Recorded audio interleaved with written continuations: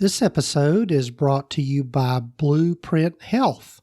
Blueprint Health is a measurement-based care platform for mental health providers. You can find out more about them by going to practiceoftherapy.com/blueprinthealth. And also this episode is brought to you by TherapyNotes, therapynotes.com, the leading electronic health record system for mental health providers in private practice. They're who I use in my practice. Check them out at practiceoftherapy.com/therapynotes.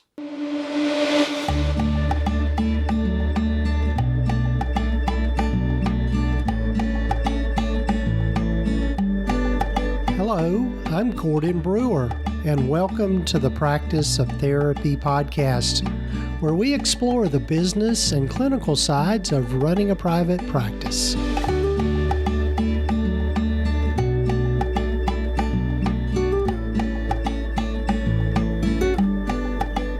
Hello, everyone. I'm Gordon Brewer, and welcome to the podcast. And this is episode number 225 of the Practice of Therapy podcast. Hope you're having a good weekend or week whenever you might be listening to this. As we're recording this, we're coming out of the Easter, Passover, start of Ramadan weekend. And so hope you've had some good time with family and friends and celebrating just kind of this significant time of year, if those are things that you celebrate. I'm looking forward to you hearing from my guest today, David Khalili. And David is a relationship and sex and relationship therapist out in San Francisco. And we have a really good conversation just about what it's been like for him running his practice and really some of the significant things that he's learned about being a therapist and being an effective therapist in his niche. And so I think you're really going to enjoy this conversation as David and I talk about his practice and the things he's learned about being in private practice.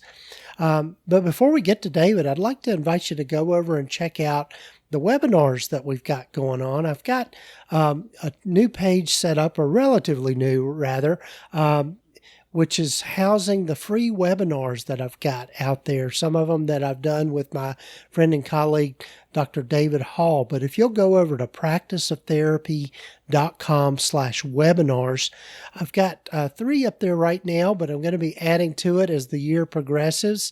And it's just a way for you to kind of dip your toe into some different topics. One webinar is on using Google Workspace in your practice. The other is just how to level up or scale your practice by going from solo to group practice.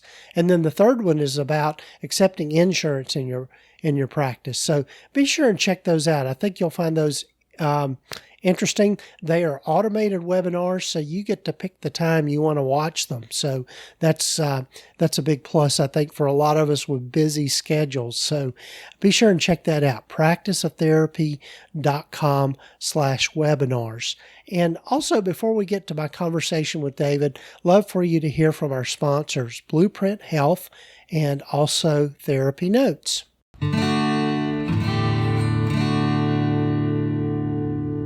As your practice grows, the systems and processes you have in place will keep your practice running smoothly.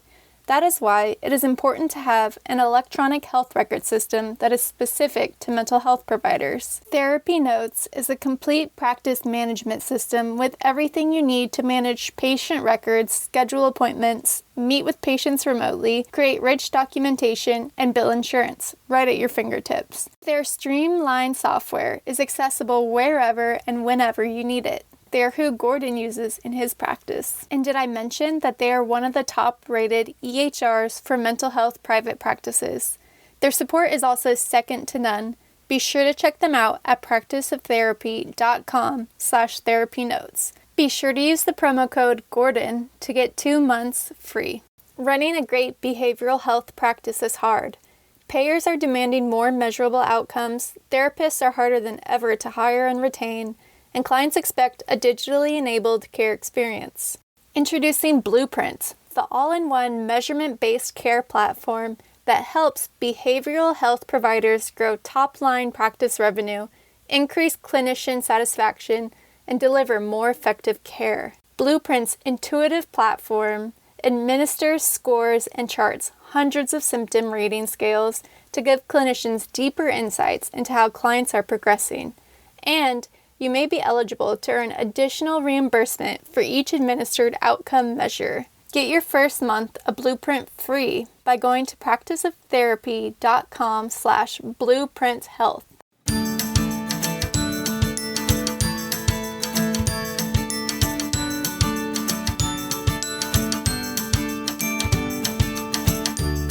Well, hello, everyone, and welcome again to the podcast. And I'm so happy for you to get to know David Khalili. David, as I start with everyone, why don't you tell folks a little bit about yourself and how you've kind of landed where you landed and about your practice?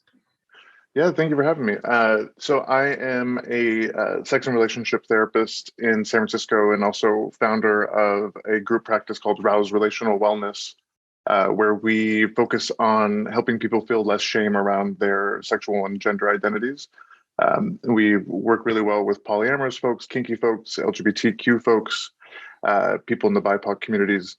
And I really love my work. I love working as a therapist and as a group practice owner, and kind of straddling the lines between clinical work and running a business and doing the kind of entrepreneurial type work. Right. Yeah. And so, and one of the things about your practice, and, it's interesting, the demographics of the country, there's probably more, I would say there's probably more LGBTQ folks. Maybe, well, I don't know. Let me back up on what I'm going to say here, because let's just start over here, because I'm going to get myself in a hole here if I'm not careful. I was about to say, it seems like there's more openness around LGBTQ issues. In your area than there would be where I'm located here in the Southeast. Right. Yeah, there's more kind of more space to talk about it, more space to be open about it. And yeah. And so, I'm just curious how you kind of landed on your niche, and just, and what that means for you. Cool. Yeah, actually, I just gave, so part of my postgraduate training was at this place in Berkeley, California called the Psychotherapy Institute. And it's a psychodynamic focused postgraduate training program, which is great. And they offer really, really excellent moderate fee therapy. So if you're in that area, reach out to them. But I just actually talked to some of the staff therapists that are in training there about finding their niche and marketing and all that good stuff. So this is a topic that I was just recently talking about. Part of all these are part of my identity. Like work with people who are first generation American born, and both of my parents immigrated to the States. My dad from the Middle East and my mom from Europe. And so I got to experience very different cultures, very different religions, and also experience what that was like to be in the liminal space of straddling these cultures that were from my parents and that were very much in my home life, and then going into school and there was not that representation. And there was a lot of loveliness to that. And there was also a lot of kind of tension with that. And so working with people who hold different identities, that there might be tension between the two. Like I got my master's degree in sexuality studies before I did my studies in counseling psychology. And a part of my my thesis for sexuality studies was Middle Eastern queer folks, and talking about that tension between their ethnic identity and their sexual identity, and what that was like to kind of hold that. And so I really find that it's important to provide that space for people who are going through that journey themselves in the therapeutic sense. And so the clinicians that I hire kind of hold multiple identities, and we all hold multiple identities, but the clinicians I hire kind of have an awareness around that, and they incorporate social justice issues into their work. And so we market to clients that want that in their therapy. And so, a lot of it matches my identity, but also just kind of like being a guy who likes to talk about emotions and has emotions, and was kind of shamed about that growing up in our culture, and wanting to provide space for men to be more open about their emotions and about their vulnerability. And so I run, Right. excuse me, I run men's groups, and then I also work with men individually. Right. Right. Yeah, it's wonderful work, and I think it's Mm-hmm. it's really affirming, as we were talking about, just kind of before we started recording, just the importance of vulnerability and being able to give people a safe place to talk about the things Yeah. that maybe they find internally difficult to talk about. Yeah. Yeah, absolutely. I was telling you before the recording that I appreciated your vulnerability in past episodes and how it kind of Mm-hmm. really created that space to talk openly about. Um, I think as us as therapists, we are sometimes told and we sometimes believe that we can't have that vulnerability, that we should have it, but we shouldn't show it. Right. And so to have the spaces where it can be appropriate, or that we have where we can take that space, is nice to show our humanness. Yes, yes, and that's been a kind of a theme that has kind of come up on some more recent episodes, is just being able to on the clinical side of things. I think one of the things that kind of gives us credibility with clients is to be able to do some self-disclosure just Right. about our own struggles about things. I'm reminded of a recent episode with my good friend Stacy Lanier, and the title of that episode was "When Therapists Are a Hot Mess." And I think for a lot of us to be able to share with our clients, we go through some, exactly the same struggles. Yeah. And I think that just gives more credibility to what we do. So. Yeah, I work with a lot of relationships. I love working with relationships, and I'm also a very proud new parent of a very adorable 7-month-old kid. And Congratulations! Yeah, thank you. Yeah, no, he's very, very cute. And he also had a really terrifying entry to this world, where we almost lost him on his 3rd day of life, and we spent 2 weeks. 2+ weeks in the NICU, not knowing what his life would be like, and we still don't know really. And we're getting some really good feedback right now, or good signs, but just that terror of that first month of his life, I think it's put me on a different level of both like acceptance and calmness, and also definitely hypervigilance and trauma. Sure. And so I think there's some ways that I've been able to disclose that, where I'm not taking up the emotional space in our work with my clients, but just to kind of name the humanness of, being able to sit in that terror, or sitting in that, very difficult unknown. Right. Both with life, but also with relationships, where you might be saying these things to a partner, not knowing how they're going to take it, not knowing how it's going to affect the relationship, but you need to say your truth. Right. Yeah, I love that. In that, being able to share, again, the vulnerability of it all, but at the same time holding that space.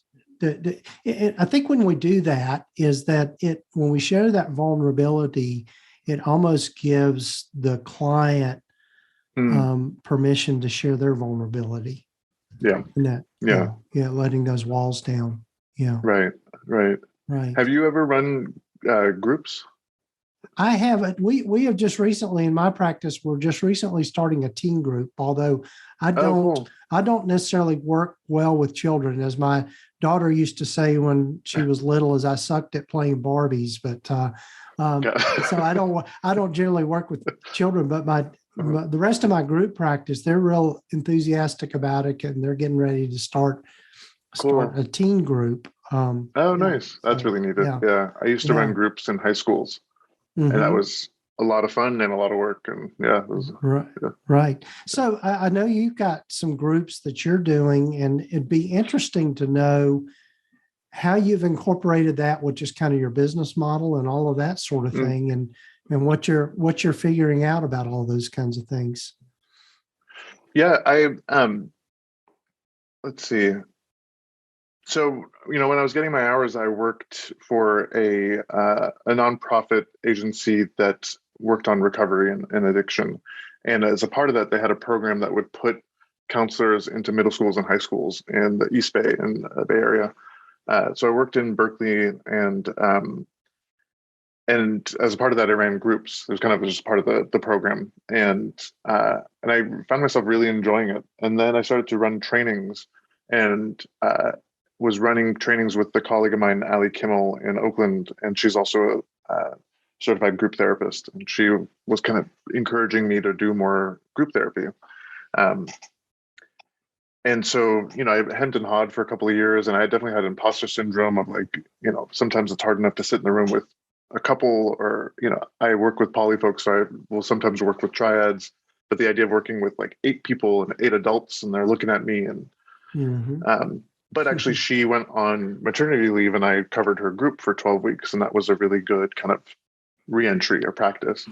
And so I work a lot with men who have anxiety around sex and relationships. And so for a couple of years, I'd been playing around with the idea of doing that. And so then in 2021, I took the leap, and I created an 8-week kind of psychoed process group, kind of combination psychoed. We do a little bit of mindfulness work in the beginning, and then process for a majority of it. And it was, I filled the group very quickly and had a wonderful group of guys that talked openly about their experience of feeling anxious when it comes to sex or relationships, and feeling like they can't talk about that, or they shouldn't talk about that. And then to watch that open up and watch them all feel really vulnerable in front of each other and be like, yeah, this is actually, sometimes sex is terrifying for me. And to not feel like that's taking away from their masculinity or their view of masculinity. And so then I decided to do it again. And so I recently, but as more of an ongoing process group. And so I recruited for that, and I have one on Tuesday evenings that's pretty much full, and I'm currently recruiting for Wednesday early afternoon, or afternoon time. And that's been a really good way, both like switching things up for me in clinically, where I'm not just doing individual work, I'm not just doing couples, but a little mix of all the above. It's a different level of engagement working with groups. There's definitely like a lot more involved, but there's also just a different energy, a different liveliness that happens with that, and a different form of healing that I'm seeing, which has been cool to see. And then business-wise, it's a good. It's great financially. I asked the participants to pay up front for the month, so it's consistent income that I can rely on. And so I think it really kind of hits a few different needs, both clinically and business-wise. Right. You said something that I'm curious about, that you feel like people in groups are healed in a different way. I'm paraphrasing, I think, what you said. Yeah. Say more about that. Yeah. I just think that there is. I'm still chewing on it myself. I'm sure someone else out there has found words to this, but the experience of seeing someone hit their vulnerability and kind of challenge their own shame when I'm working with them one-on-one, or when they're in the presence of a partner, is very healing. It has its purpose and its process and all that. But when I see it happen in a group, and I just kind of see the square peg fall into the square hole, and it just kind of clicks for them. There's this feeling of belonging, or feeling of the not enough meter goes a little bit higher to enough, where it's like, I imagine, and I've been told that men have been like, yeah, but you're a therapist, I'm paying you to tell me that I'm okay. I'm paying you to tell me that things are going to be all right. And I'm like, you're not paying me to tell you what, you're paying me to give you my own accurate reading of what's going on. But they kind of trust it more from strangers, so they trust it more from other men, or they trust it more, it's not their partner, not someone they're paying. And so I think that there's like this different type of social connection that happens in that format. Yeah, I would imagine too, as people in groups begin telling their stories with each other, people recognize that, okay, oh, wow, I'm really not that much dissimilar than Yeah. anybody else. And, it just, that is transformational, and that Yeah. they recognize that they're not alone in it. Yeah. Yeah. Absolutely. And I work with therapists as a consultant and running continuing education workshops, and to get them to be encouraged to talk openly about sex has been really important, so that their clients don't feel alone. Because I talk to many clients who have worked with therapists who don't bring up sex. And I Yeah. feel like that should be in your intake form. That should be one of your first questions in your first session, just to say, like, we can talk about it. Don't Mm-hmm. hammer in on it. Don't demand to talk about sex. But Yes. but let them know, like, all right, well, this topic is here. And so I think the fact that it's not openly talked about is representative of cultural norms that really police and like restrict how we can talk about pleasure and desire and Mm-hmm. anatomy and all that good stuff. Right. Yeah. I love that. Yeah. So as you have built your practice, what are some things that you feel like are important for people to know that maybe you didn't know going along? Yeah. I'm like, I just put up my first whiteboard on my office. I'm looking at my whiteboard to be like, is there anything I've written there? And maybe that's a piece of it. Is, for me, organization has not been the easiest. And so I've found that relying on things like simple practice, and relying on things like, being okay with having like technological accommodations is really important. And asking for help and reaching out to colleagues has been really important for me. Both of this, just because this can be really isolating, and also, Mm-hmm. I very much believe in paying people for their time and their worth, but also that can be expensive as you're growing your practice. And so, finding colleagues that are in a similar boat as you and learning from Mm-hmm. each other is really important, because that imposter syndrome and the shame can tell us to hide and not seek help and not ask for help. But if you can work through that, then you can really make some strides. Right. Yeah, I couldn't agree more, because I know, as I've said on the podcast before, I've learned a lot of stuff the hard way. And if I had to do it over again, I would have sought out help sooner, in terms of finding people to help you work through the kinks. And I think it's important to have those people in your practice. In your life, so to speak, or trusted colleagues that are in this space that you can share with. I'm in this point of learning right now in my group practice, where I'm doing everything in the admin and all that good stuff. And so I'm meeting with, just this week, I've been meeting with virtual assistants to possibly hire and have some assistant. But I'm in that spot where I don't know what help I need. There's so much swirliness going on. And so even just meeting with people to talk about social media management and the help with formatting the workshops has been really helpful, to be like, okay, I can take that off my mind at some point soon. Yes. Any suggestions you have, I'm totally open. I know you said you have a big group practice. Yeah, that to me, when you think, as you start to scale in a practice, I think that's the first place, the low-hanging fruit, so to speak, is to begin to outsource and hand off those things, particularly those administrative tasks that can bog us down and can eat up a lot of our time. Yeah.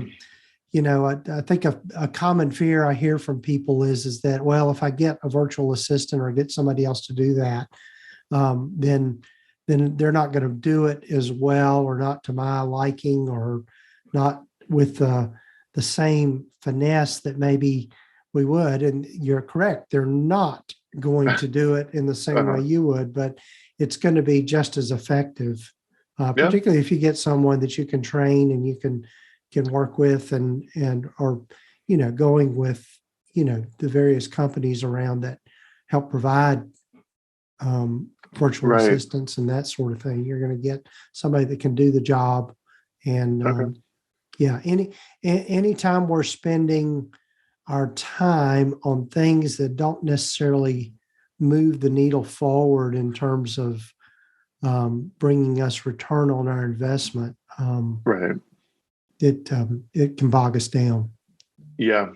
Yeah. Yeah. And like in graduate school, I used to kind of enjoy the monotonous tasks. Like if I needed work to get work done on my thesis, but I didn't have the mental energy to do the writing part, I would just like format my citation Mm-hmm. page, you know. Mm-hmm. And so that sometimes I'm like, all right, I need to get some work done. And so I'll just do some organizing of some spreadsheet. But I would love Mm-hmm. to have that taken off my plate so I can, you know, Right. relax or do some reading on sex and relationship therapy or meet with my, anything. Right. Right. Yeah. Yeah. Well, the other thing too is if you're spending money on someone else that's going to actually bring you income, Mm. you know, certainly if you were able to gain one or two extra clients out of having a virtual assistant, it absolutely pays for itself. Right. That's a good point. Yeah. Yeah. So, I mean, that's at least the way that I think about those kinds of things.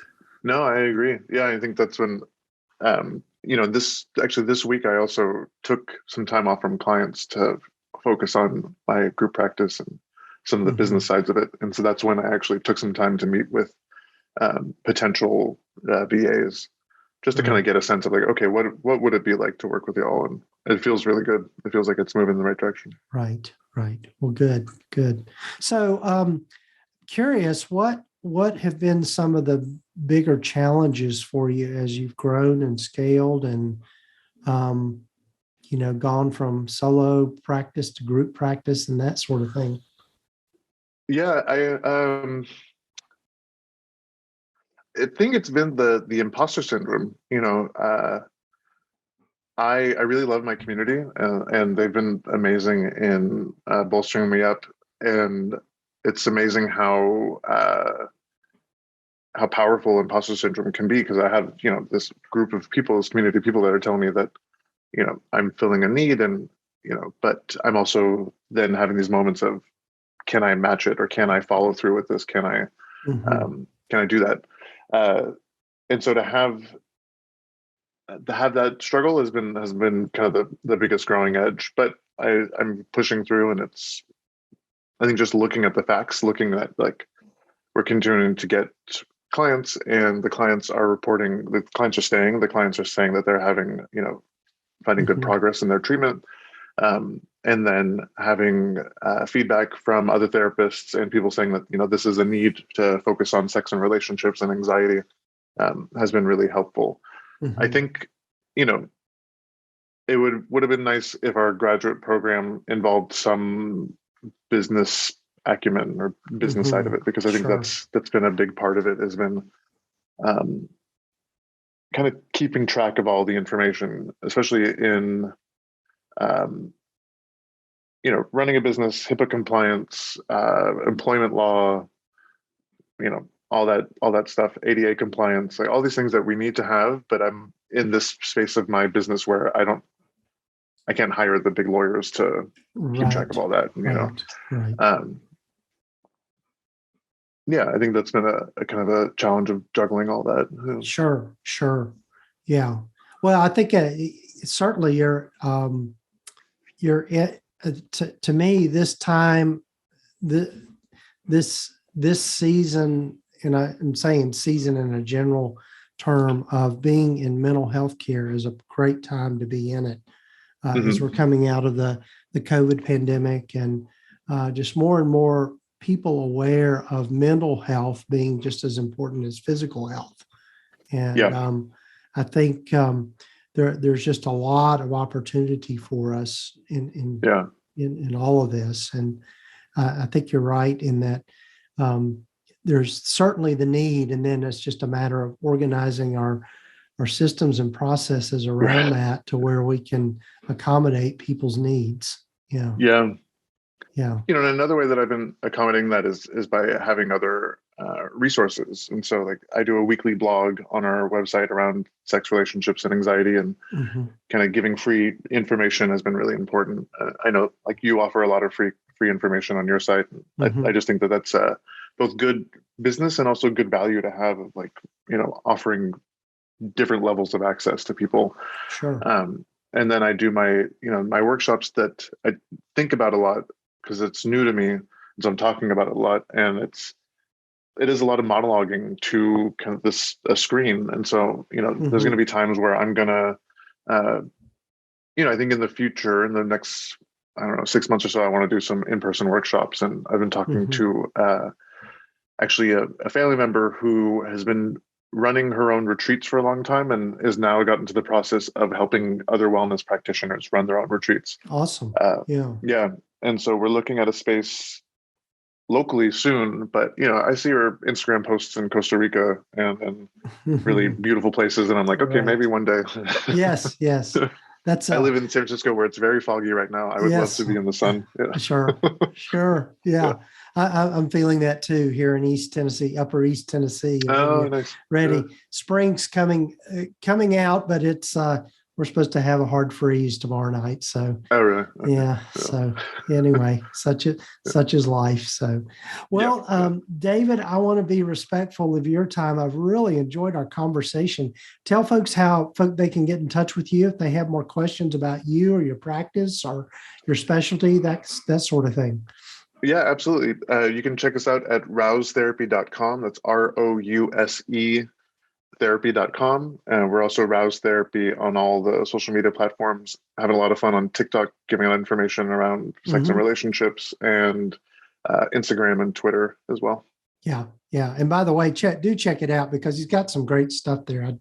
I did some snooping ahead of time, and there's some really clever things going on there. So, yeah. I appreciate that. Thank you, Gordon. That's great. Well, David, we'll have all these links in the show notes and show summaries for folks. And so glad you joined me.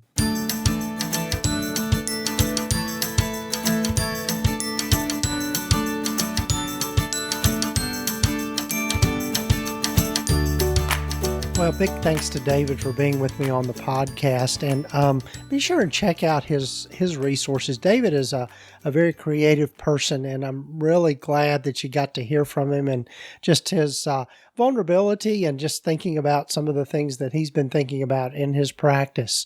And you can find links here in the show notes and the show summary. But you can check out David's things at rousetherapy.com. And again, there'll be links here in the show summary and the show notes. And also be sure and check out our free webinars, and you can find out more about those at practiceoftherapy.com/webinars. And you'll see what we've got to offer right now. We'll be adding to the list, I'm sure, here soon. And as always, big thanks to our sponsors of the podcast, Blueprint Health. And you can find out more about them by going to practiceoftherapy.com/Blueprint Health, and also TherapyNotes, therapynotes.com, or you can go to practiceoftherapy.com/TherapyNotes, and be sure and use the promo code Gordon, just GORDON, and you can try them out for 2 months for free. So thanks again, folks, for being with me in this episode of the podcast. And be sure to take time to follow us wherever you might be listening to your podcasts. Got a lot of great other guests lined up. It's amazing the journey that this has been, and that we're up to episode number 227, 28 now. This is episode number 225, but I've already got those other ones planned out. So be sure and come back and join us. Take care, folks. You have been listening to the Practice of Therapy podcast with Gordon Brewer, part of the PsychCraft network of podcasts.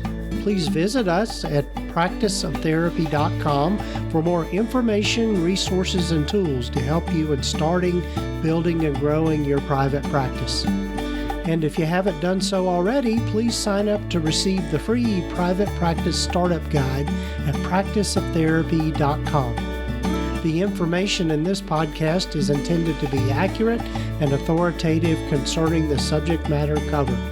It is given with the understanding that neither the hosts, guests, or producers are rendering legal, accounting, or clinical advice. If you need a professional, you should find the right person for that.